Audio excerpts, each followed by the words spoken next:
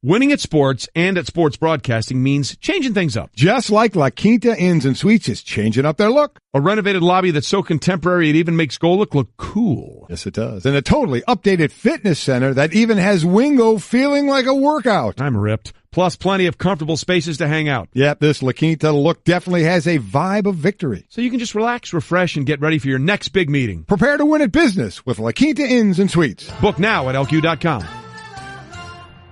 It's Golic and Wingo on ESPN Radio, ESPN News, presented by Progressive Insurance. I'm Jason Fitz in for Trey.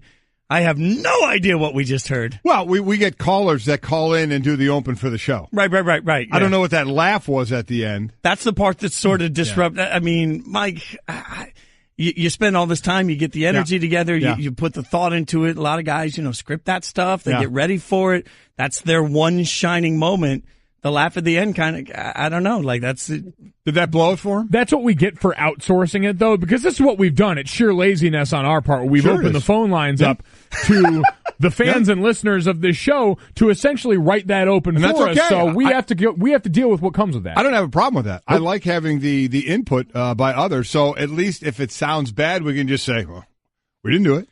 I like that you say lazy. I like to think of more of it as it's inclusive, right? We're being all inclusive. We're letting everybody be a part of the Golic and Wingo process, But lazy fits better. Well, fits the narrative a lot better. It insulates us, too, because if it's bad, first off, then you blame the person who called in. And then if it's really bad, second off, we just blame everyone behind the glass over there and say, well, you shouldn't have cut that. Boom. I mean, that was the one we picked. Again, Golic and Wingo, Mike Golic Jr. I'm Jason Fitz in for Trey. We're presented by Progressive Insurance. All phone guests appear on the Shell Pennzoil Performance Line.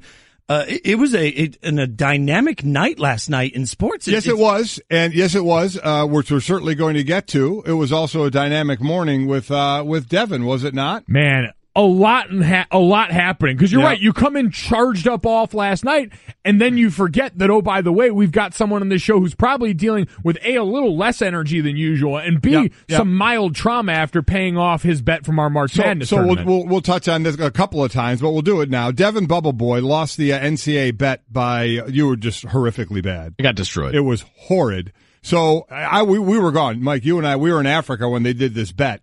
So you had to sleep in my office last night, and you weren't allowed to sleep on the couch, and you slept on the couch, correct? Yes, I did. Yeah. Okay. All right. I'm willing to let it go because of your honesty.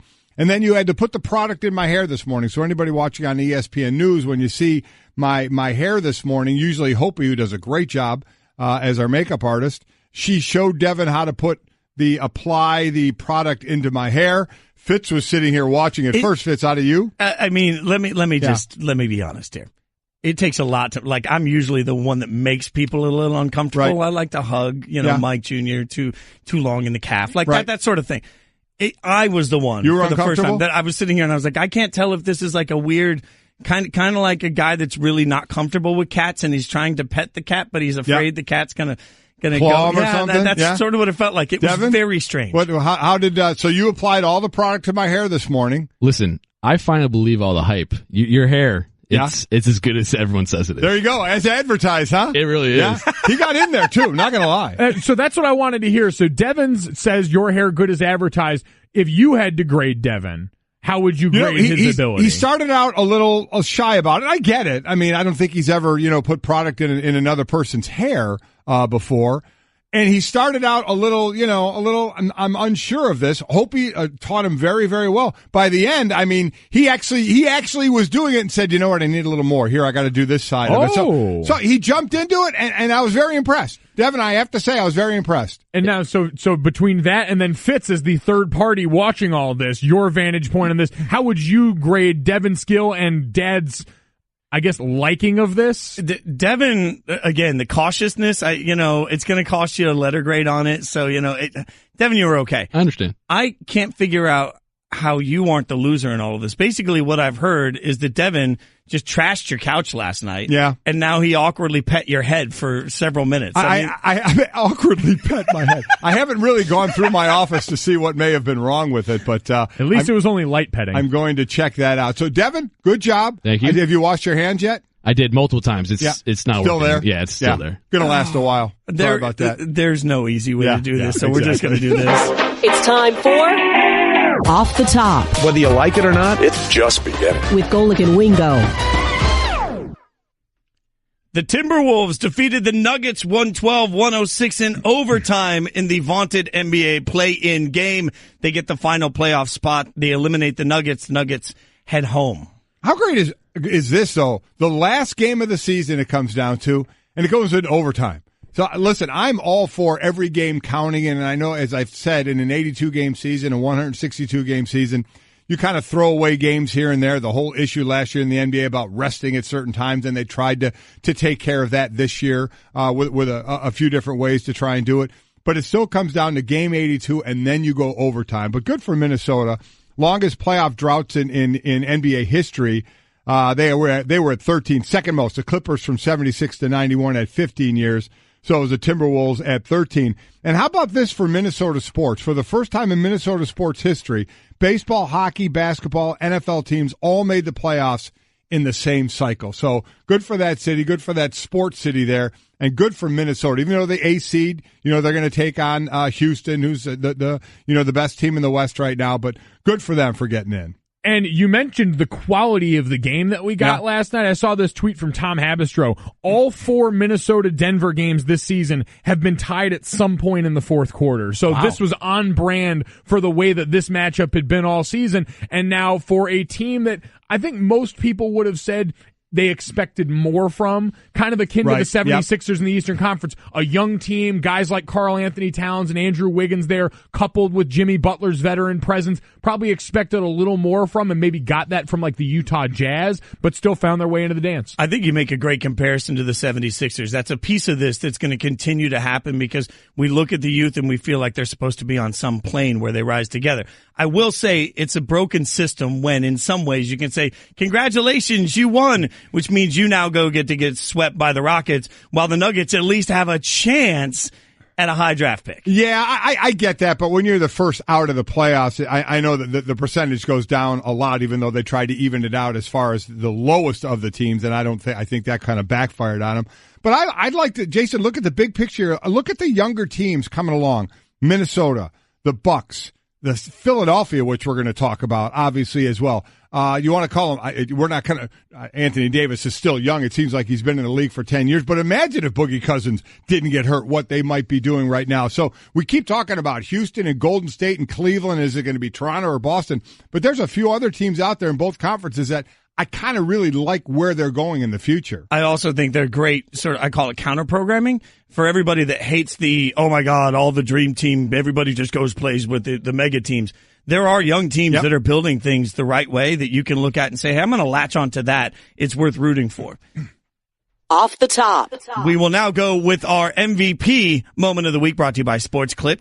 Check in online at sportsclips.com/check-in and claim your spot today. That belongs to Russell Westbrook, who entered Wednesday's season finale against the Grizz, needing 16 boards to become the first player in NBA history to average a triple-double in multiple seasons, and he did it. I mean, come on. It was this the surest bet there was going to be of all time, that he needed 16 rebounds to get where he needed to go, and he got it, obviously, rather easily. He got his 16th rebound with 9:18 to go in the third quarter.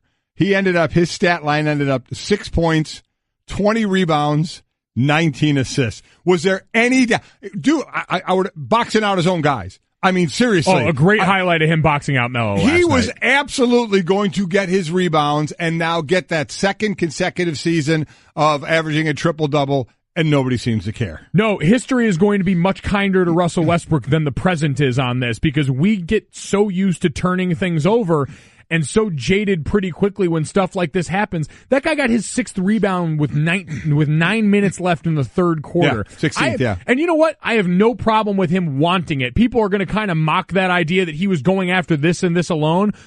Russell Westbrook averaged a triple-double for the consecutive season, helped improve his team's playoff slotting this year. They were the 6th seed last year. They're the 4th seed this year in the Western Conference. Did something that no one else has ever done. When we look back on this historically, it's going to be much more impressive than we're willing to give it credit for now. I think part of the problem for the Russell Westbrook triple-double is that there's 2 pieces of it that have changed the conversation. One is last year when he averages the triple-double, and it's such a historic moment, we spent so much time debating whether or not that makes you an MVP. So we already lessened what that stat means over the course of the last season. And then when you talk about the super teams I just referenced, there were expectations on OKC. And I think that when you see that Oklahoma City hasn't necessarily played as well as people thought, combined with the fact that we've already cheapened what that stat means, it lessens the entire experience of what he's accomplished. And in my opinion, I wonder if it was harder to get done this year. Because last year he averaged, 30 points, and the next leading scorer on the team was Oladipo, I think, with 15.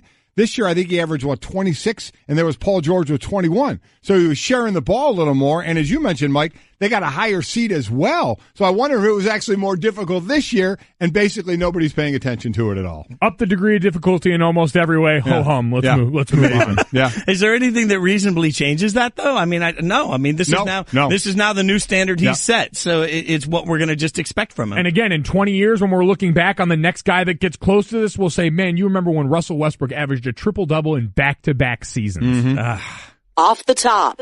You mentioned Philadelphia. We do have to mention it. The 76ers blew out the Bucks, and I mean destroyed and demoralized Milwaukee. 130-95 for their 16th straight win. That's the longest win streak to end the regular season in NBA history. Understand, a month ago, the 76ers were a game and a half ahead of the final playoff spot. And I would say they've changed that a little bit with where they are sitting at the 3 seed right now. I'm going to take on Miami. We'll get more into the playoffs. But how about Markelle Fultz? Gets a triple-double, the youngest player to record a triple-double in NBA history. This is a guy that we wondered was a bust if he was a draft pick. Couldn't get on the court, played early, then missed a ton of the season with the shoulder. We saw videos of that shot. It looked horrific. He comes back, and he's making more layups. The second game back, he breaks Joel Embiid's eye socket. He has to get surgery. You got to thinking, oh, my God, 19 years, 317 days old. He is the youngest to record a triple-double. What a confidence booster. Yeah. And if you're Philadelphia going into the playoff run, that's exactly what you need in lieu of Joel Embiid being healthy right now, is the rest of your guys to be confident to the point of almost blind confidence, because we've heard it talked about, the Philadelphia 76ers, the people that take them seriously and the people that don't. And the people that don't, and Amin El Hassan, I know, was on with you and Sarah on Spain and Fitz and said they've got no playoff experience with their star players right now. One of those things, being young and dumb to the point where you don't know what you don't know, is basically the only thing the Sixers can hope to get by on right now. It is alarming, though. I mean, we were sitting there watching the game last night, and you looked over and thought, man, is that score is that a misprint? Is that correct? I mean, they absolutely destroyed Milwaukee on a night where Ben Simmons only played 22 minutes. Yeah. I mean, that you have to start, at some point we have to start looking at this and saying, no matter who they played in this 16-game win streak, a lot of people want to trash the quality of opponent. I understand that. But they've beaten everybody. The margin of victory going into last night, I think, was 13 points per game. Going into that, during this win streak, they're destroying teams, whether they're good or not. Let's see how much we all buy in when we do our picks for the NBA playoffs, and just see how far we have them going. We're doing that a different day, right? So I can get out of that. Yeah. Mm-hmm. Off the top. Speaking of playoffs, the NHL playoffs started last night. The Penguins were 7-1 favorites to win the Stanley Cup before the season. The best odds in the NHL, according to Westgate Las Vegas Superbook. They opened last night with a 7-0 thrashing of the Flyers. Yeah, ridiculous. 7-zip. They have played, they were 5-0 against the Flyers this year, and they scored 27 goals on the way to do it. Sidney Crosby with the hat trick gets that backhanded out of the air, baseball bats it in, was an incredible goal. So congrats to them. Congrats to Winnipeg. The Jets beat the Wild 3-2. It was their first playoff win in franchise history. They were 0-8. Since the franchise began as the Atlanta Thrashers back in 99, and the Golden Knights just keep doing it out in Vegas. A 1-0 win over the Kings. They score in the first period, and the goalies are both really playing well. I thought it was going to be a higher scoring game than this, but the Golden Knights 1-0 in the playoffs. Yeah, now. It took them a lot shorter time period to get their first playoff win. They just figured they'll get all the firsts out of the way in one season. And it was cool. We were watching the game last night to see that city. You talked about this, fourth in attendance during the regular season, but embracing the moment. You've got the pregame concert going on outside the arena venue, really trying to get people away. I know Fitz is mad because he feels like they're trying to bite Nashville swag. No. I like it. Hey, that's that flattery here. Like, go ahead, take everything you love about the Nashville Predators and just integrate it. I'm from Vegas, so I like to see my current home and my original home, loving it in some symbiotic relationship there. A 1-0 win, by the way, the first shutout for an NHL team in their first playoff game since 1968. So the Vegas, at some point we have to stop saying the Golden Knights are an expansion team. Yeah. Just accept the fact that no matter who plays in goal for them this year, they've won and they continue to look good. So give them a little credit. Also, cool emotional moment last night. Ryan Shazier at the Penguins game. He was there. He stood up and led the crowd in a "Let's Go Pens" chant. What a story that is. Yeah, see where that one goes too. Oh, I mean, to see the embrace of that player in a city that we know loves their sports teams, loves the Pens especially, but to see maybe their favorite Steeler right now and a guy in that moment, chills. Yeah, very cool. That is Off the Top. We managed to make it through the whole Off the Top and not even talk about the most dramatic thing that happened last night, which is obviously a WWE match disguised as a baseball game, as the Red Sox and Yankees sort of got everything rolling again in dramatic fashion. We're sitting there in a bar, we're watching everything, and watching the Yankees Red Sox is always exciting, but then it took an extra step as they decided they were all going to brawl. Yeah, it did. Third inning, what was it? Tyler Wade laid down a bunt, and Tyler Austin took off for second, and Brock Holt was the shortstop that was covering second base. Tyler Austin slid in. He was going to be out, but he was trying to break up the double play. He slid in late, and the cleats were up. And all of a sudden, Holt took an exception to it.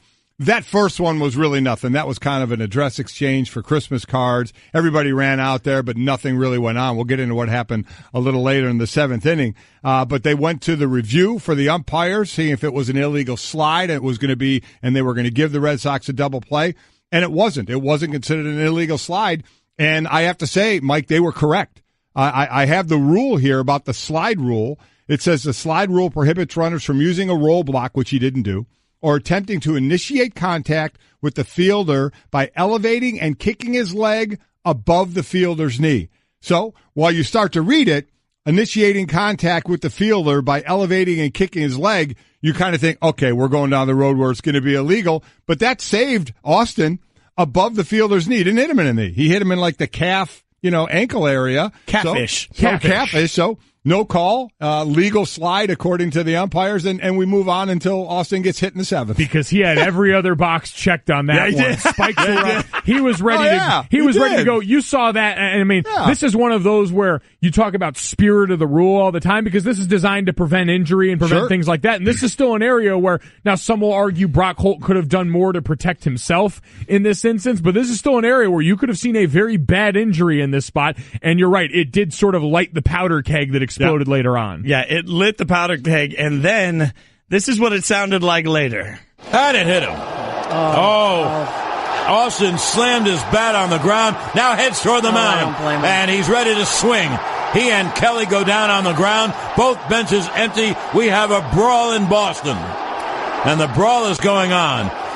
Austin had slid hard into Holt, and so Kelly hit him with a pitch, and Austin charged the mound. Look, there's payback and there's payback. You don't hit a batter there throwing 98 miles an hour. You just don't do that. That's his life, never mind his career. That's his life. Are you kidding me? That's the Yankees radio network on the call as he gets hit with the pitch, and he just went for it right there. Listen, Waldman really...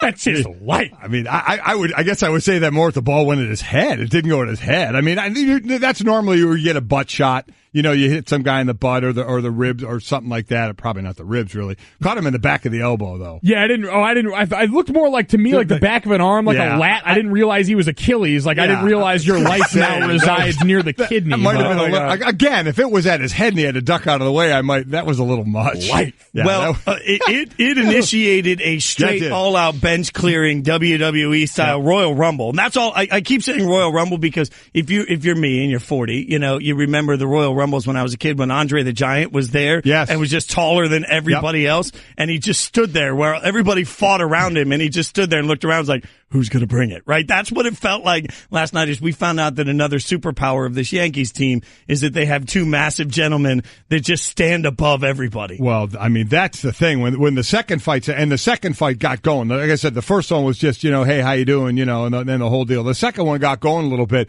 and when you get Stanton and Judge jumping in the middle of that, it's like, okay, I'm going to kind of rethink if this thing really gets active right now, what I want to do. Their goons got goons. Like, if you don't want Judge, they can just roll Stanton out there and be like, I'm tired today. I said, we said last night, floated this idea, we should almost do it like the movie Troy, where each side just picks one champion and you just send him out there. They're the only team that's got a backup champion that's just as good as the other guy. Like, okay, you don't want him, we've got Gigantor here too. Yeah, this is what Brock Holt said afterwards about the brawl. As soon as you see Judge or Stanton come in there, I think they were one of the first two in the first scuffle, and I'll start backing up at that point. So, no, it's fun. We're playing hard. They're playing hard, and it's just part of it. It kind of reminds me of that. Like I come running at you, Mike, and I'm like, you know what?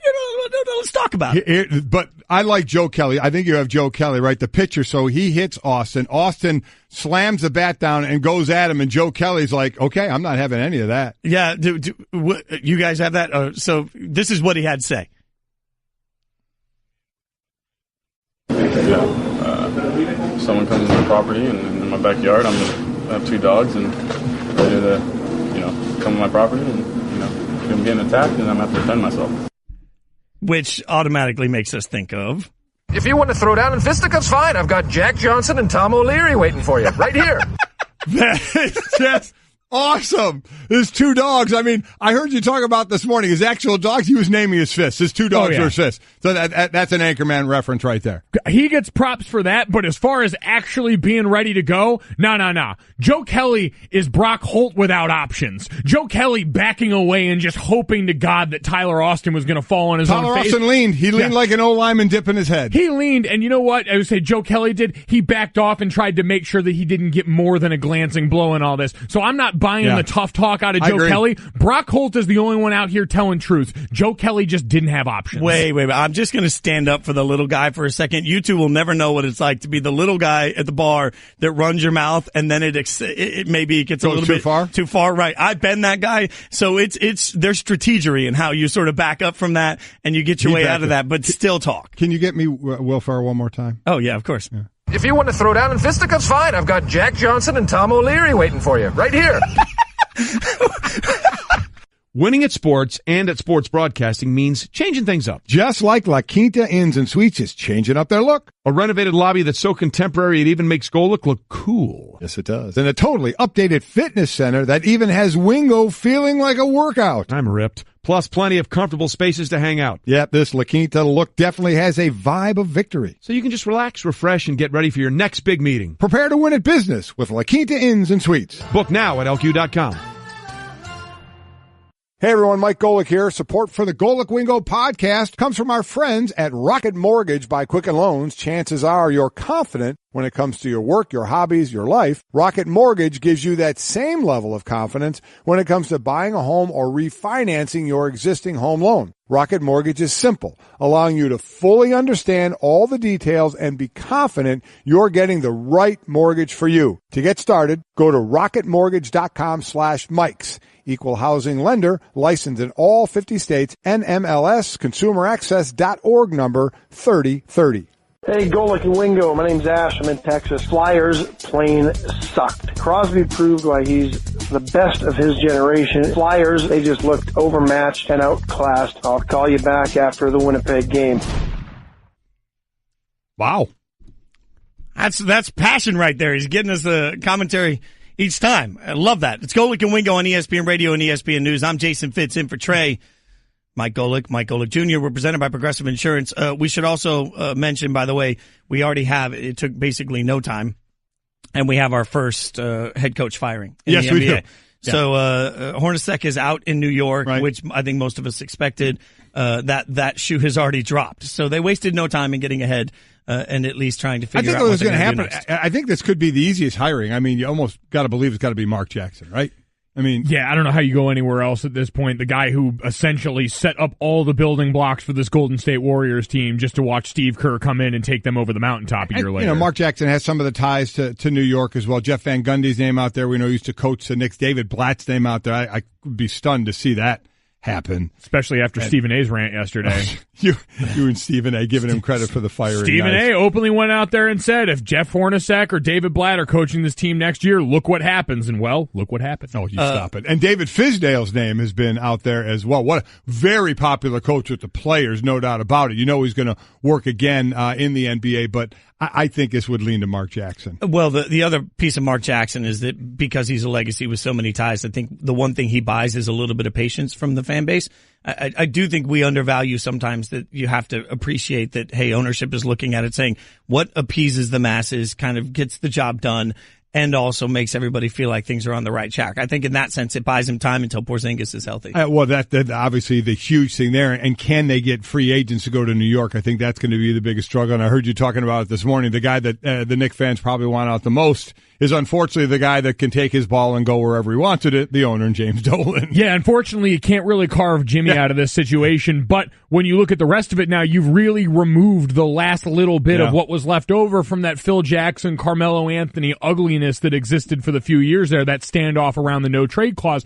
With Hornacek gone, you've really got a fresh start now. And when you get a healthy Kristaps back, you've got Ntilikina and the young players on this team that you want to try and build around now. You just need the right man. Hit the reset button and see what happens. I still, the talent-wise, I think they're obviously still lacking, but, you know, at least they're going to get that fresh start. But I do think to that same conversation, Mark Jackson is comfortable with what New York is and comfortable with Dolan is. He's comfortable with all those pieces. Somebody like Fizdale is going to have a lot of options. Does he really want to put himself into that pressure cooker right out of the gate and deal with all that comes with New York when he may have an opportunity to go somewhere where he's going to have more time, more patience, and an ownership group that feels like it's a little more stable? And sad to say, Knick fans, that the last remnants now has gone the triangle offense. No more. Man, no more, no remnants of it or anything. We're moving on. No more triangle camps in the summers, getting ready for the season. Well, I know.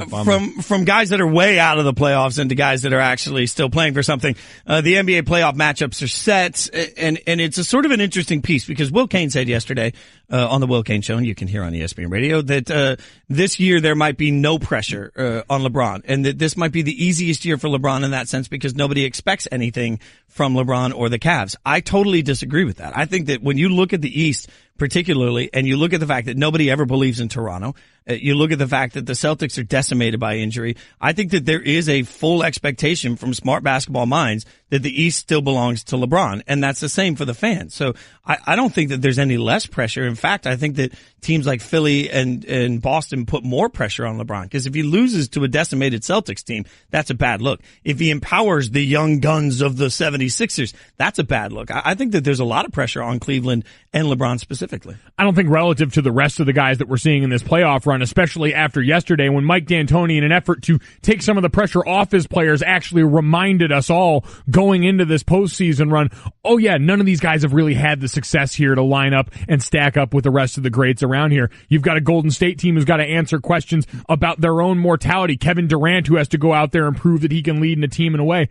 We've seen LeBron do all this. We've seen him do it time and time again. It's all an upside play for him right now, and it sets up for LeBron to do what only he can do, which is be the most interesting player with the most upside both in the postseason and once we hit the offseason. Which makes it interesting if you look at ESPN.com, the BPI favorite for our nerds that look into this stuff. It's not shocking by seed, but it's shocking by name. In the East and the West, the first starter in the West, the team with the least percentage of all the others of winning, of the favorites, is the 4 seed Oklahoma City Thunder at 53%. The Rockets 88%, the Blazers 63%, the Warriors 76%. So in the East, same thing with the seed. It makes sense being the 4 seed, but that 4 seed is the Cavaliers. They have the least percentage chance of winning according to our BPI than the others. Raptors 88%, 76ers 78%, Celtics 78%, Cavs 62%. But I don't see them struggling here. I know everybody's wondering, can they keep doing what they've done in the past? When the playoffs hit, can they do it with the people that they have? You have LeBron. You have LeBron and all the other teams don't. I know everybody's, pretty pet right now is the 76ers. That's a team coming out of the East. Toronto, they can't get over this hump, especially the Cleveland hump. And, oh, by the way, that's who you're meeting in the second round now is going to be, if all the seeds hold, you're meeting the Cleveland Cavaliers. So big brother, little brother, everybody's looking at the 76ers saying, wow, this is a team that we're not ready for this just yet to think they're going to take over these, but they're ready to do it. I don't know if I'm buying that. We'll, by the way, talk to Brett Brown, head coach of the 76ers, at 8:30 on the Shell Pennzoil Performance Line. So we'll get his thoughts on how the playoff matchup looks. And there's a lot of conversation about experience and what it means. But when you talk about expectations specifically, I want to go back, Junior, you just mentioned, Golden State in the West. I mean, ultimately, with the injuries that we've seen and with as good as the Rockets have been, I'd make the argument that we're sort of already accepting as a general NBA culture that this might not be the year for the Warriors. So it feels like the Warriors are actually playing with less pressure than I expected right now. Going into the season, I thought there'd be a ton on them against the Rockets, but as injured as they've been, I think we're already conceding that battle. There might be less pressure on the Warriors, but if you're looking at individuals, there is a ton of pressure on Kevin Durant, on a guy who is asked to do what LeBron James has made look easy for so long, because a lot of people after last year's final were ready to give Kevin Durant that title. They wanted to say, that's the top dog. Heard plenty of people throw that out there. What we usually ask of those guys, make everyone around you better, whether it's the star quarterback in the NFL or a guy in the NBA. We ask you to make everyone around you better, and that's what LeBron James has been able to do, right, wrong, or indifferent. And I know you feel some type of way about how he went about getting there this season, getting to the point where he got the team around him that he wanted. But visually, all it looks like is LeBron has made everything work for the most part, and if it hasn't worked, we haven't looked at it as his fault necessarily. And if he can carry that over to the offseason, you have the skeleton key in the NBA. You have the only guy you can plug and play because of his skill set that makes instant title contenders. So I look at this and put him still far down the list of guys who have pressure on him this postseason. I do think you're right. Durant might have the most pressure of anybody when you look individually, because if there's no Steph Curry for any length of time, and Durant can't get the job done, it only fuels whatever that fire is that Kevin Durant. Oh, listen, everybody was ready to say Kevin Durant has taken over the league. As last year they were saying that. Nobody's saying that this year with the way LeBron's playing, that Kevin Durant, he's overtaken LeBron. He's going to be the best player in the league. So yeah, to fall. Now they're playing the Spurs, who have been ungodly consistent over the years thanks to Popovich and what he's done as a coach. But still no Kawhi Leonard, or they obviously haven't had him, and still find them in the 7th slot here. So I don't think the Warriors lose this series. And then if they win this series, Steph's supposed to be back. So I guess my thought is they're going to be whole by the second round. I fully expect them to get to the second round. They're going to be whole by the second round. So as long as there's no re-injury, which we saw a couple of years ago with Steph Curry, I don't know why they won't be still the favorite until they get beat. You just wait, though. On the Eastern side, you get to the second round, all of a sudden Embiid's back. 76ers are whole. I'm going to keep making that case. How far are you willing to take them, Fitzy, huh? Lucky I'm not here on the day we make the NBA playoff picks. Brett Brown again going to join us at 8:30, so we'll get his thoughts on it. Here's a little insider travel secret. There are tons of empty hotel rooms out there just waiting to be booked.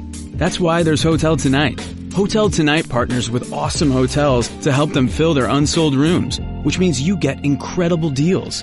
And even though the name's Hotel Tonight, you can actually book up to a week in advance and up to 100 days in advance in top destinations. So download the Hotel Tonight app to start scoring better deals at better hotels now. It's Golic and Wingo. I'm Jason Fitz in for Trey, sitting next to both of the Golics. We're presented by Progressive Insurance. All phone guests appear on the Shell Pennzoil Performance Line. And yesterday we got breaking news, Mike, on Odell Beckham Jr. As we get, it's like a daily ritual now. We get an update on what's happening with Odell Beckham Jr. We will be joined later by Shefty. Adam Schefter will join us at 8:00. We'll get his thoughts on the most recent. But it now appears, according to Shefty's report, that the Giants are not. Teams feel like the Giants are not actively trying to trade Odell Beckham Jr. I never thought he was going to get traded in the first place. I understand with Mara coming out and saying he's a little tired of dealing with Odell and what he's gone through, and then he's not on the trade block, but all of a sudden there was a price tag for him of 2 first-round picks, and the Rams basically picking up everybody in the offseason, but as soon as they got Brandon Cooks, it was like, okay, well, they're not going to get Odell.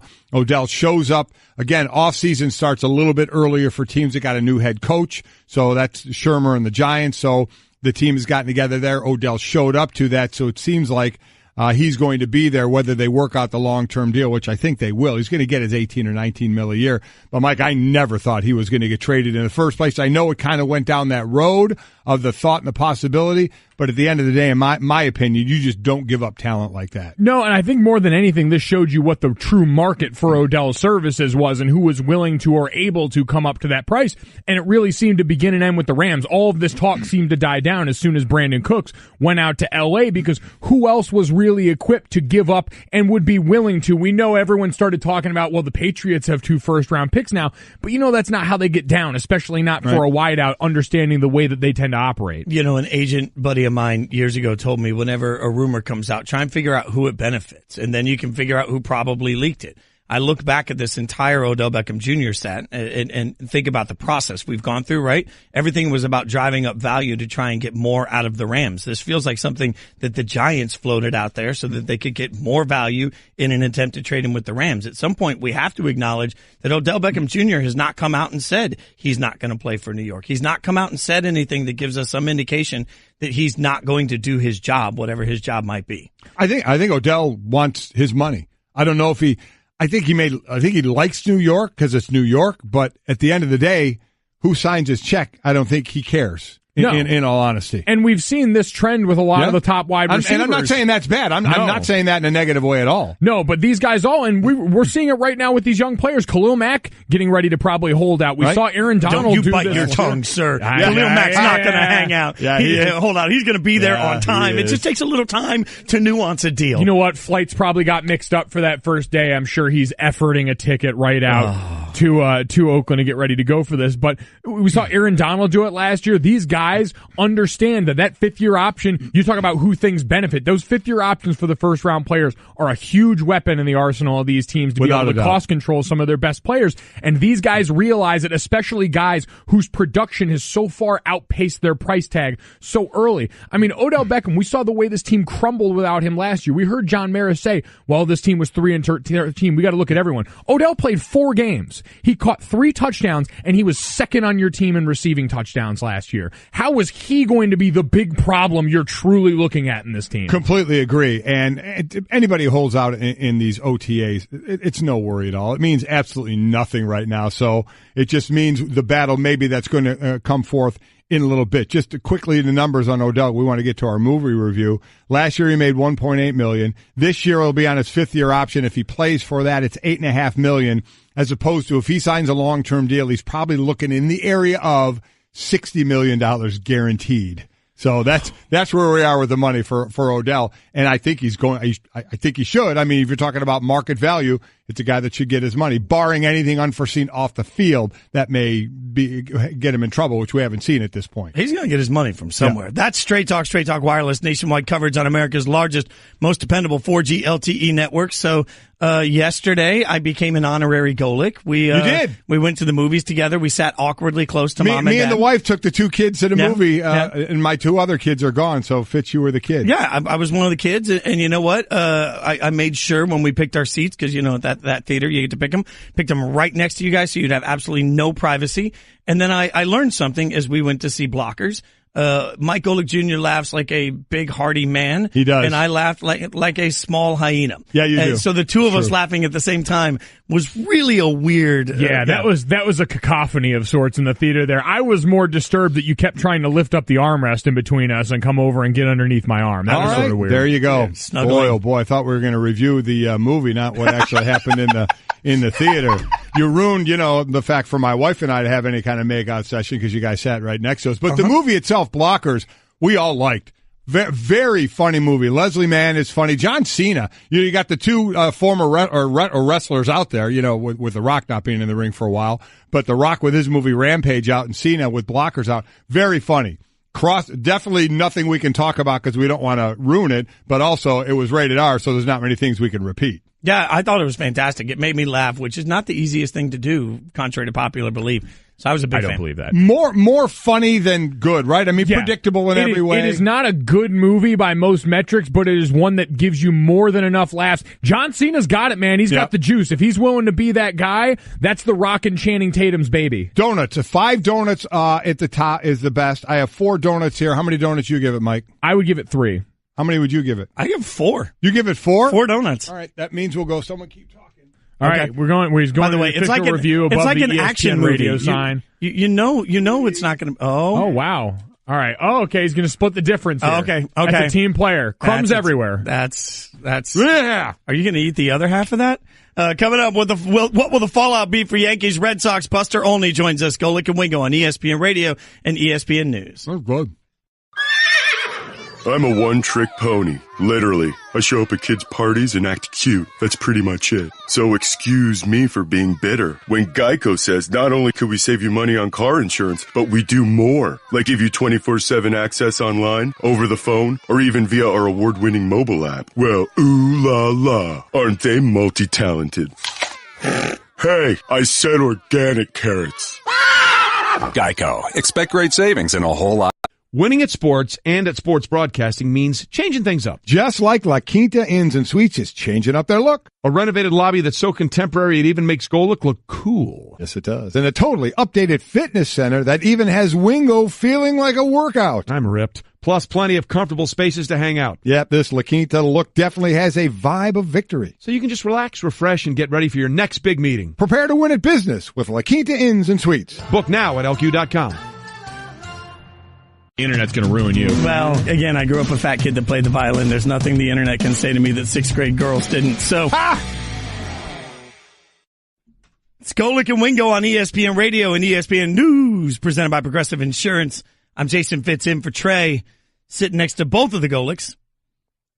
What did you think of hanging out with us last night at the movie theater? You know what? It was a good time. I'm getting somebody tweeted a little GIF, not GIF for all of you incorrect people. Somebody tweeted me a GIF of Hakuna Wait, you really Matata. calling it a GIF? So the guy that this is my 30-second rant. Okay, the guy that invented the technology, the guy that came up with the entire thing, had to give an acceptance speech when he won a technology award, and you can only use 5 words in your speech. That's one of the award word rules. He stood up. His 5-word speech was, it is pronounced. He was 4 words. It is pronounced GIF. So the guy that invented the technology told us all it's pronounced GIF. Doesn't matter what we think. He invented it. So if my mom names me Jason, but then tells everybody it's pronounced Yason, while none of us may like that, that's the rule. He made up the technology.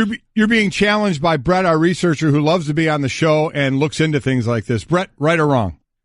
Wrong. 100% right.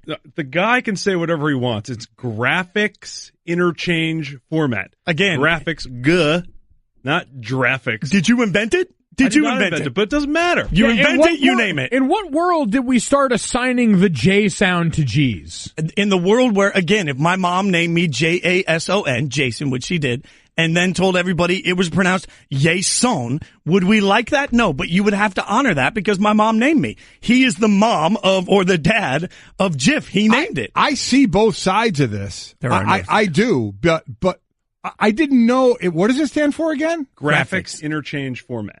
Graphics interchange format. Then I agree. I'm going with GIF. I'm going with and you know GIF. what? He's acknowledged too. He come out and said when he's got more than 5 words for some dumb arbitrary reason that you can pronounce it both ways in his world because he understands he comes at this from the wrong side and he realized, how do I hedge my bet as the creator? I say, you know what? You can do both because I'm the czar of GIFs. Okay, Mike Golic Jr., whatever you say. I mean, I'm just going to... That was not easy to do off the top of my head. Wow. Come on. Oh, speaking of off the top, let's catch you up on some of the things that are trending. Speaking of off the top, let's do what's trending. Well, close enough. Don't call me out on that. Come on, I'm a sub. The Knicks have fired Jeff Hornacek. Knicks president Steve Mills and GM Scott Perry informed him of his firing upon the team's return to suburban New York following a flight back from Cleveland, where the Knicks actually beat the Cavaliers 110-98. Yeah, so, I mean, I don't think this was a shock to anybody, and I don't think it will be a shock to anybody else if Mark Jackson is the guy that gets hired. I know Jeff Van Gundy's name getting thrown around. David Blatt, who's coaching in Turkey now.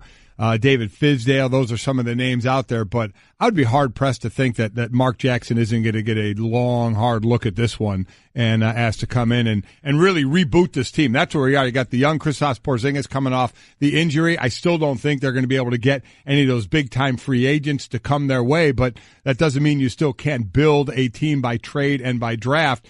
to try and improve it, but they are hitting that reset button. You know, put the names Blatt and Mark Jackson side by side kind of remind me of something, because Mark Jackson, we all assumed, would always end up back in the league. He's a good, well-liked coach, was there and helped put together and help groom this Warriors squad before Steve Kerr took over. If David Blatt never finds himself back in the league by some turn of events, how confused is that guy going to be? I went and took a team to the finals, lost because basically everyone was hurt but LeBron, had us as the 1 seed the following year, and then got fired and I'm still out of the league. Yeah. My God. An interesting point to me on this, as you mentioned, trying to turn the franchise around, is that there are only 5 NBA franchises that have never won NBA Executive of the Year. They've never had the GM of the Year. The Knicks are one of those 5. So you have to look at you have to look at it at some point and say, no matter who they put in as coach, they've got to find a way to get the right players in. Oh yeah. Which, to think that they are one of the stellar franchises of an NBA history, right? And they've never had the Executive of the Year. It's a little surprising to me. Let me throw this one out there just as an aside, because you brought him up. Do you think David Blatt will coach in the NBA again? I doubt it. Yeah. Not at this point. I'm going to say no as well. Now we've got names like Mark Jackson and Fizdale that are sort of buffers in the interim that people would always want more. Yeah. Well, let me ask you this. Are the Knicks even the most appealing job? I mean, the Milwaukee Bucks job may be open. And the Milwaukee Bucks job is going to be open. It's going to be open, and right? Giannis Antetokounmpo is certainly a piece. And while Kristaps is also, he's not healthy. We don't know what we have. You know what you have with Antetokounmpo. I mean, that's very true. That's very true. And now it's a matter of if a guy like Mark Jackson, I'm sure multiple teams would want to hire that guy. That'd be an interesting question where the Knicks would fall on that list. Yeah, because I think Mark Jackson has so much love for the Knicks that there's one team for him. Right. And that's part of why it's perfect. Again, I'll go back to David Fizdale, somebody that had some success in Memphis. Everybody seems to love him. Love the guy. He has some options. That's all I'm saying. The Knicks are going to make the switch. Make the switch. Brought to you by Pennzoil Synthetics, taking motor oil performance to a whole new level. Make the switch to Pennzoil Synthetics today. Also trending, Russell Westbrook seals a second straight triple-double season, grabbed 16 boards in essentially like 3 seconds, and got himself to the second straight year. 3 minutes into the third quarter, he hit 16 rebounds. That was a magic number he needed to get to his triple-double average for the second straight season. He ended up with 20 rebounds and 19 assists in a game where if you wanted to bet about anything that was a sure thing, that you tell Russell Westbrook in this one game you need 16 rebounds, average a triple-double for the year, he was getting 16 rebounds. And he gets the triple-double, and it's like you're shouting it in a forest with nobody there. It's going to be amazing. I truly think history is going to remember this guy for a lot more than we will in the present, because we're so championship obsessed right now that we won't have time to appreciate this stat line. But how prophetic. You heard Russ before the game talking about he hears all the people chirping at him about how much he wants this and how he's going out of his way to do it. And he said, it's not my fault. I work hard for this stuff, that I care about it, that I get to the ball faster than some people, but I hear the jokes about me boxing out my teammates. And then he goes out, and there's a great highlight of him boxing out. Yes, he does. Yeah, he is. Oh, one step at a time. That gets you caught up on what's trending. But obviously one of the biggest stories from last night is the WWE match that took place between the Red Sox and Yankees. So to help us break it all down, Buster Olney, ESPN MLB insider, joins us on the Shell Pennzoil Performance Line. Don't forget, you can hear the Baseball Tonight podcast with Buster weekdays. Listen on the ESPN app and Apple Podcast. Buster, thanks for the time this morning, man. First and foremost, was it a dirty slide to you that started this entire process? I wouldn't call it dirty. I think, though, within the reframed norms of baseball, you don't see runners going to second base with their spikes up. And we also, I think, have to keep in mind that the guy that he clipped, Brock Holt, is a veteran player for the Red Sox who's had a lot of injury issues the last couple of years, had a concussion issue. He's missed a lot of time. He's very well liked and respected in that clubhouse. So when I saw that, I was like, oh, here it comes. Somebody's going to – you knew that Tyler Austin or somebody would wear it because the Red Sox were going to, within the baseball code, answer back. And Tyler Austin did wear it in the seventh inning. And Joe Kelly got him in the back of the arm or in the rib, right in that area there. And there was a tweet from Pedro Martinez. The only issue he had was he said he would hit Austin a little earlier than that, which sounds like a Pedro quote. So I everybody said kind of what they said after the game.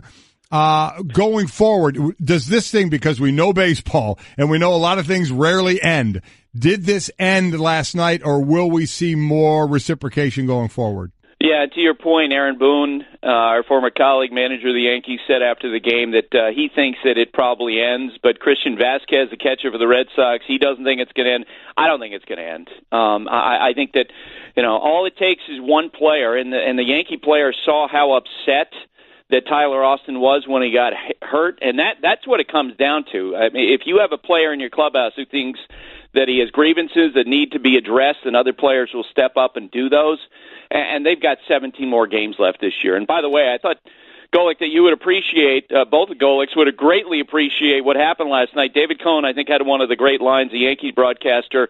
When Aaron Judge and Giancarlo Stanton hit that pile, they moved it over the Red Sox dugout. By the end of the fight, when those guys, at 6'6", 6'7", hit it, the whole fight shifted. And I was joked with some of the Yankees in spring training when you look at Dellin Betances at 6'8", and CC Sabathia and Judge and Stanton. It really is like a football team. And if you're going to get in a fight, that's probably not your team at first choice. So here you go, Buster. This is at Golic and Wingo. We've asked the question. Now you can answer it. Stanton and Judge are charging at you. What's the first thing that pops into your head? Run. It's about the only answer there is, Buster. It's better to be honest like Brock Holt than to try and go out there and be a tough guy. So I'm with you on that one. Especially at 5'7.5". Okay, let's be fair. Let's be honest about this. Hey, I'm 5'9.5", Buster. I'm a little offended. I didn't get looped in with the big guy conversation compared to me. Buster, we'll give you 5'8" in the media guide. Thank you. Talking to Buster Olney on the Shell Pennzoil Performance Line. Buster, as far as what we've seen on field in the last couple of games with this rivalry, the big story coming in was Judge, but certainly Stanton more than anything in the struggles. What did you see over the course of these last couple of games as we see him notch some hits that might give Yankees fans hope for him right now? Yeah, he's fine. I really think so. We talked on Monday about the long history of star players joining the Yankees and struggling at the outset, from Reggie Jackson to Jason Giambi to Alex Rodriguez. It's almost a rite of passage. It'll almost be a shock if he didn't struggle, because they're dealing with the scrutiny. They're dealing with all the pressure. They know how all the eyes are on them.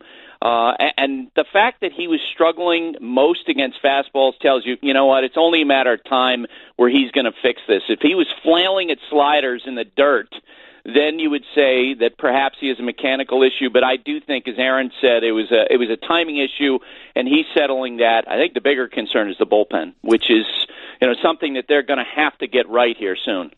Buster Olney joining us on the Shell Pennzoil Performance Line. From struggling to not struggling, Shohei obviously crushing it. How sustainable is what he's doing?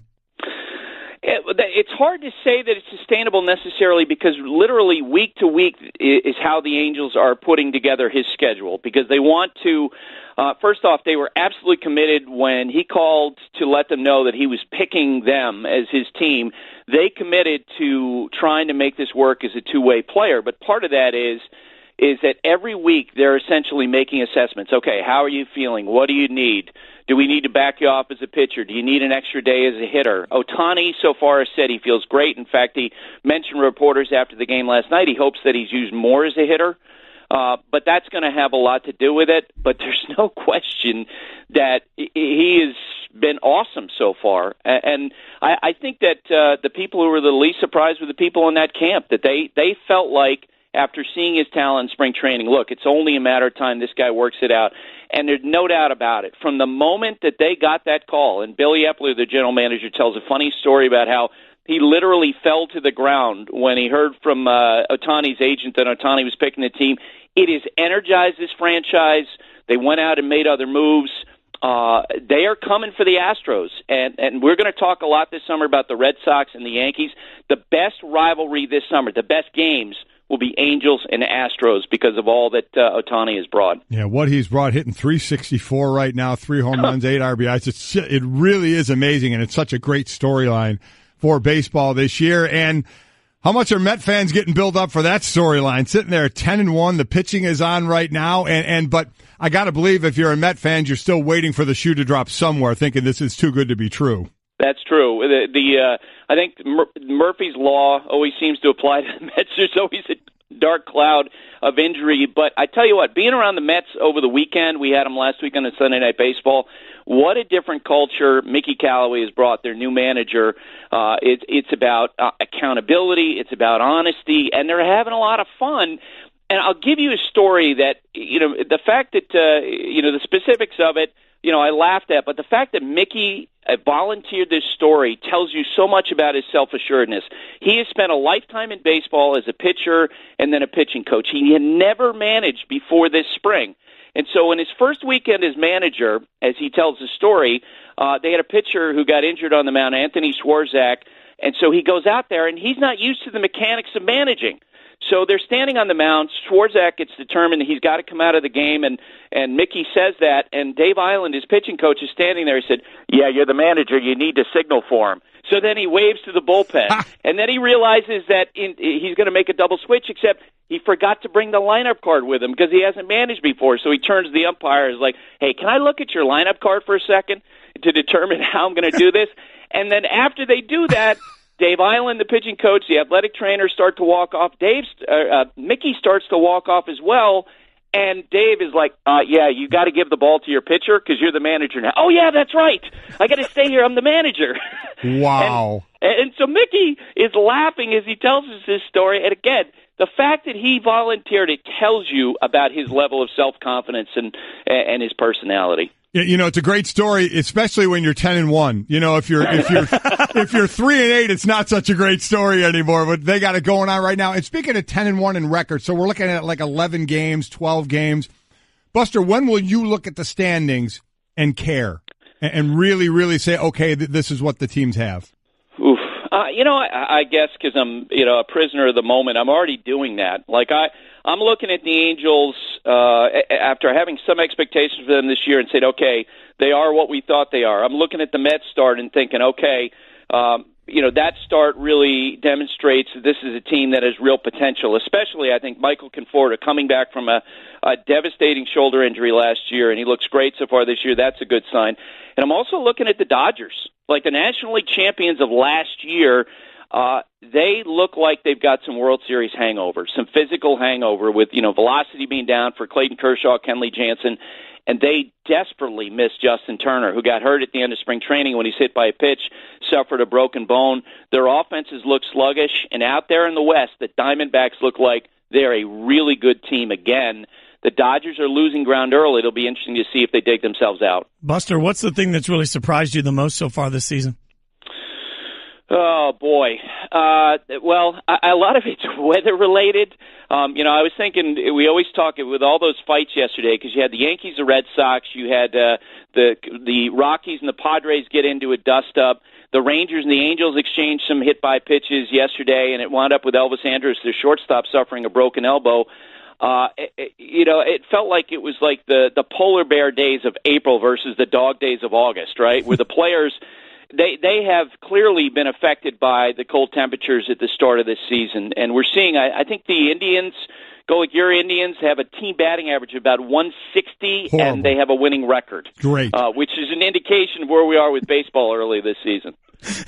It is. I looked at I saw the note about their averages. I was like, are you kidding me? And they still have a winning record? I mean, this is ridiculous. It's fantastic stuff. Hey, Buster, thanks for the time. We appreciate you coming on. Buster Olney, ESPN Major League Baseball Insider, joined us on the show, Pennzoil Performance Line. Check out the Baseball Tonight podcast with Buster. Weekdays, listen on ESPN app and Apple Podcast. Thanks, Buster. We talk about this, and because he mentioned another batter getting hit and getting a busted. He got hit, broken elbow, get hit, busted hand, busted finger. But we always bring this up. To you guys, there's no debate. You would rather get hit by a baseball than a puck? Oh, all day. Slap shot over a fastball? 100%. I guess depending on where you get hit, but still. Yeah, no, I mean, people would say that in hockey because we see these guys sell out all the time where you're sliding in front of it. They drop down in front of the slap shot? They're nuts. Well, it's because, and you think, all right, you've got all this padding on. That certainly helps, but you've seen enough guys take pucks directly to the face. There's enough toothless smiles in the NHL to remind you that you can get hit in a lot of soft spots. They're going to remind you of that later on. I think it's the toothless part of it that's really intimidating to me. Like, hockey players, just none of them have their teeth. And I'm looking at it thinking, there must be something to that. How much padding would you have to wear? Like, just in general, how much to let somebody shoot at you? How about when the guys didn't wear helmets? Didn't have the shield? I mean, go way back when. I mean, it's somewhat ridiculous. But also in baseball, how about going to the batter's box knowing you're going to get hit. You know, there's one thing when a pitch just gets in on you, you're not in a situation where you think you're going to get hit and you get hit. You know, okay, but walking in there, getting from the dugout to the batters, you know, the on deck circle to the batter's box going, I know I'm going to get hit. It's just a matter of where I'm going to get hit. It's almost like when you hear people talk about a car accident where they say your body, because it's so loose, actually finds a way to be a little bit less injured when you're not expecting it, as opposed to if you see it coming and all of a sudden tense up because you're putting your body in a position. You're going over to the batter's box, you tense up, all of a sudden you lower that, and maybe you're getting hit a little higher as opposed to just in the meat of the back like we saw last night. I think as we watched the replay of the brawl, I figured out where they went wrong. If I'm ever in this situation, you know, what I do is I walk. If you're ever in a Major League Baseball Right. Fair. I walk more intently, and I take more time. I let my entrance to the fight take more time, because when you've got Stanton and Judge backing you up, you need to make it, okay, it's clear he's walking out to the mound, but you also need to give them time to get out there and fight your fight for you. You see, like, so you can't run out to the mound because they're coming for so much farther. You have to intentionally walk, point, and trash talk the entire way. That's coming from a 5'9" guy. Get it. Mike, 5'9.5", thank you. Sorry. Let's talk you and I, because we're bigger. There's an expectation that we need to get involved. So now you're the pitcher. You smoke somebody, and they're coming at you. What's your move?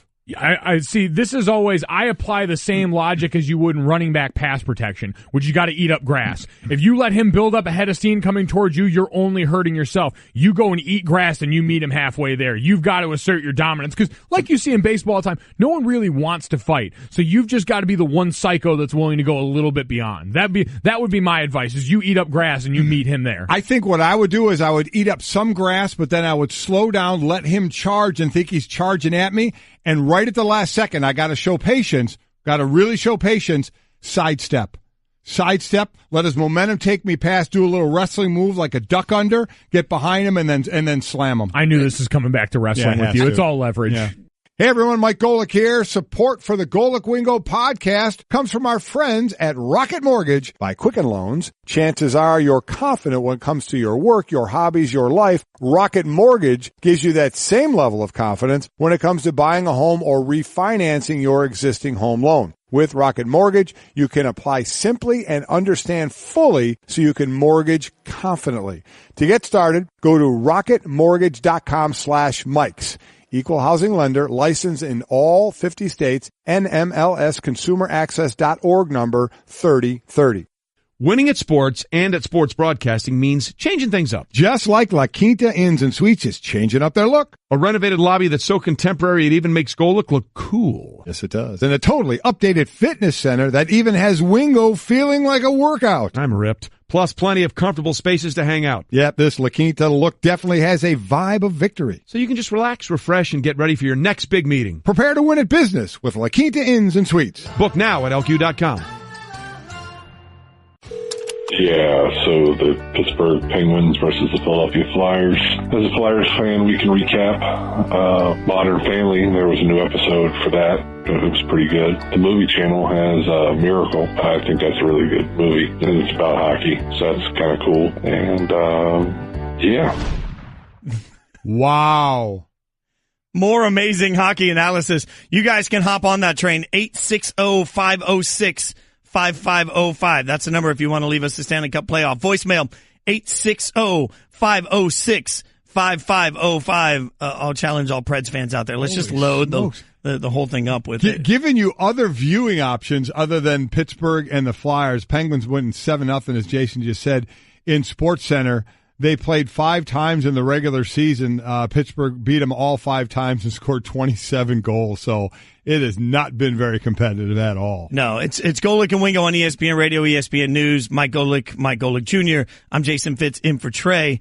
You know, Mike and I actually were talking a little bit about this last night as we watched that go down. Like, there's just a point in a game like that where you just say, hey, we're going to live to see another day. I mean, when you blink and suddenly you're down 5-0 at that point in the second period, it's like, I don't even know how you process through that. It's what we were talking about last night because you've been a part of plenty of games, as have I, where you're just getting blown out. You recognize very quickly. And Fitz asked me an interesting question. How do you go out there and continue to, what do you keep playing for? And I said the answer is simple: self-preservation, especially in sports like football and hockey. Absolutely right. I was thinking when you were mentioning it, I was going through my head. That's exactly. It's twofold.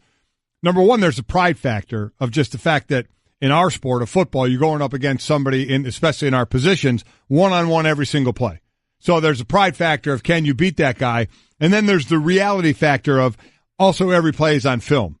And no matter win, lose, or draw, you're going to watch that film as a group with your coach. You're going to get graded on it, but more importantly, your peers are going to see that. So there is an awful lot of self-preservation is a perfect word. Pride is a great word of just competitiveness of saying, okay, the whole game is over, the war is over, but my battles, man, they still have to go every single time full bore or I'm going to get embarrassed. We'll see where that pride comes in the next game in that series for sure, because Philly's got to do something different. Time for a little fun with Over Under.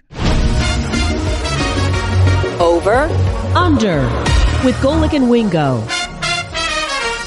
Over and Under brought to you by Grasshopper, the entrepreneur's phone system. Run your business from your mobile phone. See how it works at grasshopper.com. So you know how this works. We're going to get we're going to get some things. Brett's going to read us some items. We'll decide where we are on over or under. What a shocker. Brett is going to be on air reading it. Mike, who do you think idea was that? I have to imagine this is a pretty strong sell in the meeting here. Yeah, by Brett. Nicely done, Brett. That was Allie's idea. Based off the success of things like Brettomology comes Brett reading more on air. Thank you for your kind promo. Yeah. All right, first one. Over under 3 games the Warriors lose in the playoffs. They lost 1 last year. I think it'll be over that. I think, in the first round, do I see a sweep? I don't know. Steph's out. They're certainly not playing at their best right now. Could the Spurs actually steal a game or two from them, which would set them up for obviously more rounds to go through and losing more? And obviously, if they were to lose a series and be out of the playoffs, they would lose 4 games as well. But I still think they have a great shot to make it to the finals. But I do think I'll go over that. I think they lose more than 3 games. I'm going to go well over this, too. You look back, 2015-16, they lost 9 games in that postseason. The year before, they lost 5. So last year was really the blip on the radar in all this, where you had a team that was healthy, that had added Kevin Durant, and was about as dominant as we've seen. Yeah, I'm going to go over also, but a lot of that comes down to Portland, because they're going to get Portland in the second round. The Blazers are a better team than people want to give them credit for because not a lot of people have paid attention. Portland can steal a couple of games from them. So at that point, when you look at Houston, who I think obviously, Houston's the favorite in that series, I'm looking at least 4 or 5 losses out of this process. So I'll go over. All right. Over under 1 lower seeded team to win in the first round. We have not had full seed chalk since 2008. All right, so obviously the one place you go is just like in the NCAA tournament, 8-9, where 9 is still considered obviously an upset. So you look at the 4-5s. I still see the Cavaliers beating the Pacers, and it's the Thunder against the Jazz. That is an interesting one there, without question. But I'll tell you the one I kind of look at. But the Bucks and the Celtics. That was the first place I went. No Kyrie. I think the Bucks could have a good shot in this one. So I'm just for the few that I mentioned there, I'm going to go over on that as far as lower seeds winning in the first round. I'm going to go over and think you might get a couple. Yeah, I'm also going to go over in that Bucks series. Giannis has been incredible this year, averaging about 33 points a game against the Celtics. He crushes there. That's a good matchup there. Utah's been better than anybody expected. OKC's been inconsistent. You'll get a steal somewhere out of this too. If I buy the argument, and I do, that there's more parity than ever in the NBA right now, aside from how much we talk about super teams, I still think that you could see a lot of these series go either way. And down the stretch in the Eastern Conference, I know a lot of this seems germane to this particular matchup. We know the history of it by now, but this Miami team has got some older pieces. It's got a champion in Dwayne Wade leading the charge, going up against that young 76ers squad. No, the 76ers going to the championship, Mike. Didn't you know right. that? My bad. Narrative. Forget that? Narrative. Hey, we haven't made our picks yet. We still have time. By the way, Brett Brown, 76ers head coach, going to join us at 8:30. You like that shameless plug? All right. Over under 0.5 games that actually matter until the Warriors play the Rockets. I'll go way over. Oh, I'll go way over that as well. I go way over on that. I think that the NBA playoffs this year are the most interesting they have been in years. And that's what I'll go back to last summer when we spent the summer just constantly saying, look, the NBA, we've got all this player movement. It's going to mean something. It has. The regular season has been interesting throughout the course of the year. It's been compelling to watch every night and see different matchups. I am stoked to watch the Boston Bucks series. I'm stoked to watch the Philly Heat series, although I think Philly's going to win. There's a lot of exciting basketball. You know what? I'll go under. Because we can be excited for things that don't matter. We do it in the NBA regular season all the time. Christmas Day, I get excited all the time. Those games aren't really going to resonate through the ether. I mean, hell, look at the Cleveland Cavaliers team that played then and tell me what resemblance they have outside of LeBron James to the team now. We're talking about games that matter. We have been looking at these two teams all year. These two clash of the Titans, the Golden State Warriors on top of the world, and the Houston Rockets, who Daryl Morey said were constructed to beat them. That is the only matchup that matters until we get to the finals. You've lost your mind. Boy, I don't know. I mean, I look at something in the East, the 76ers in the second round. Whoever they're going to play, things that are going to matter. They can be exciting, but we're talking about I'm thinking about what matters for the league, and the Warriors being knocked off by somebody matters to the league. You can maybe argue, but I will even say LeBron James losing before the finals doesn't really matter to me. Well, let me ask you this. From the league standpoint, would you rather see LeBron and the Cavs make it all the way? The only one can make it, either Cleveland or Golden State. I would rather have Cleveland make it. Oh, I think everybody would rather have LeBron in the finals. If I'm the league, I would rather have LeBron in the finals because it sets you up for the easiest way to take maximum expectation and maximum interest in him then and push it right to the offseason when he leaves. I completely disagree. First of all, I'd rather see Golden State in the final than LeBron in the final. Really? Yeah, for sure. I enjoy watching Golden State play basketball. Plus, if LeBron's not in, then it at least gives us the perception that the East is wide open, and it fuels the entire summer of where's LeBron going to go. If LeBron goes to the finals, then it's going to fuel the LeBron stays in Cleveland. If he just gets knocked out in the second round, all of a sudden by, let's say, a 76ers team, not in the second round, let's say the 76ers find themselves in the final, you want to tell me that that's not good for the NBA, the perception that a young team can take the next step, and then that young team could add some pieces? I think that's good for the NBA long term. By the way, you know where I'm from? Cleveland. Yeah. I want Cleveland in the final. Put it up on the poll, Allie. Put it up there. Let's get it. If only one of the two can make it, you'd rather see Golden State in the finals or Cleveland in the finals. You're going Golden State, I'm going Golden State all day. I think you're going to be way in the minority. Oh yeah, no. This one, this is going to be a joke. It's maybe the most lopsided poll in history. You would rather see LeBron in the finals, with a bunch of nobodies. Yes. LeBron, Kevin Love, then know that someone could beat the Warriors along the way. Yeah. Absolutely. I mean, no, I still think LeBron, the best player in the world. Yeah, but okay, you have one best player. For LeBron. Yeah. Oh, LeBron my God. TV. LeBron. You'd rather see LeBron than see Durant and Steph together. Yes. You'd rather have LeBron. LeBron. You the king. Have lost your mind. King James. You've lost your mind. Chosen one. All right. Yeah. Over under final one.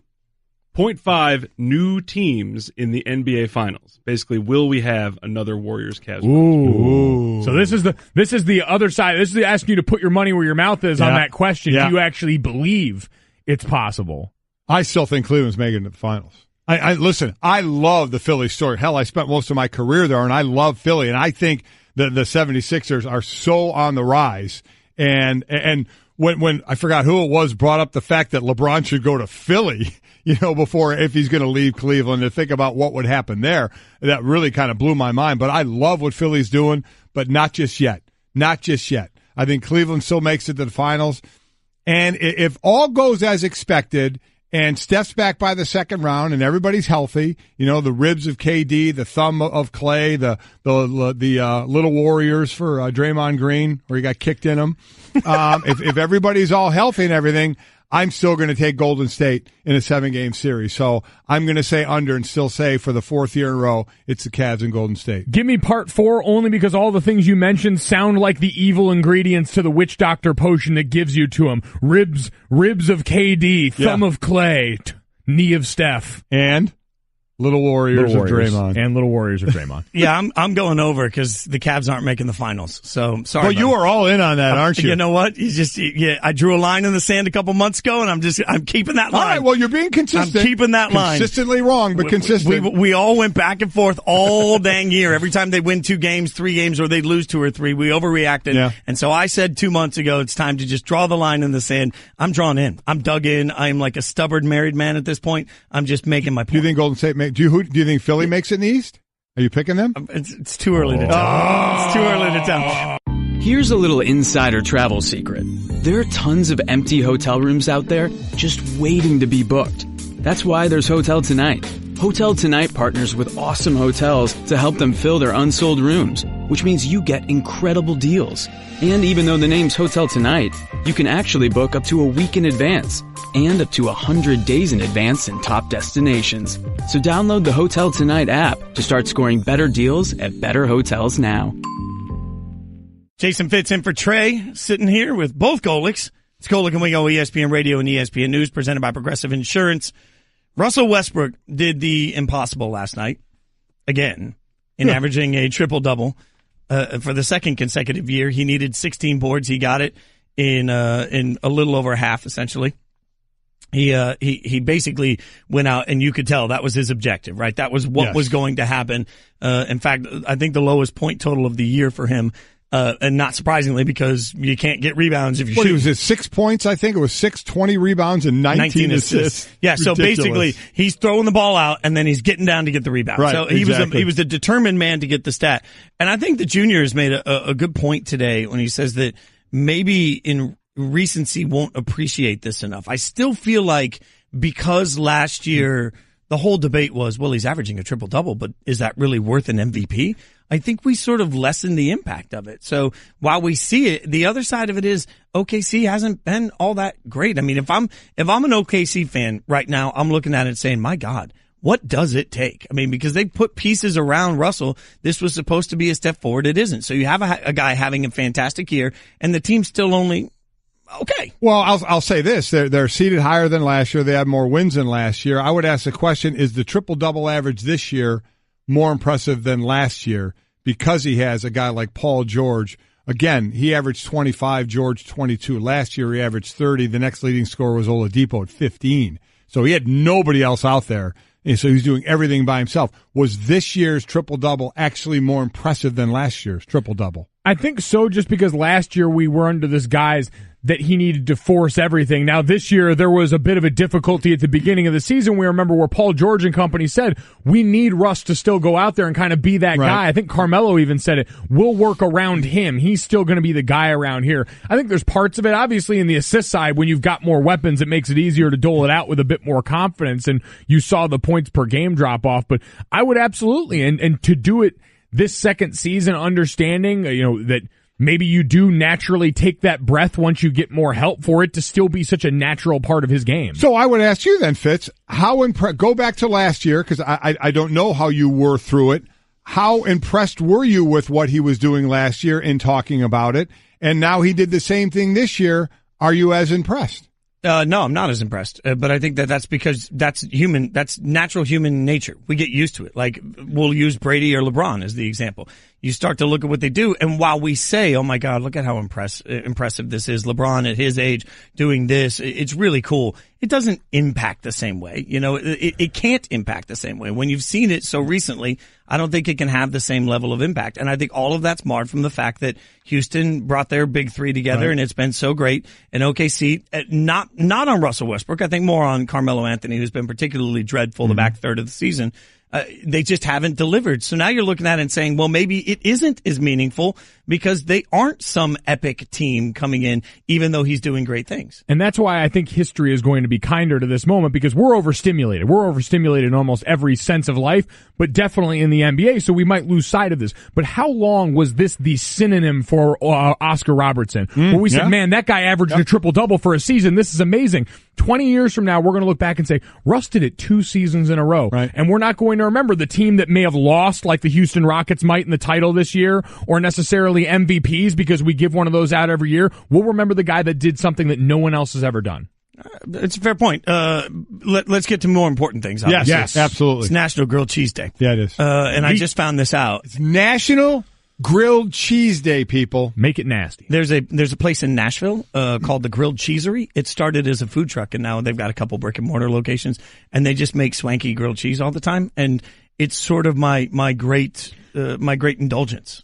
Are you a regular Do you put anything I don't need else? anything. You just want the grilled cheese. I just want grilled cheese. Don't like some Allie earlier said, bacon on the grilled cheese. Well, That's there's bacon, there's a tomato. I don't need any of that. There's ham. No, how about you? Anything on it with you? When you put ham on it, for me, it ceases to become a grilled cheese. Then it becomes a ham sandwich. Ham sandwich.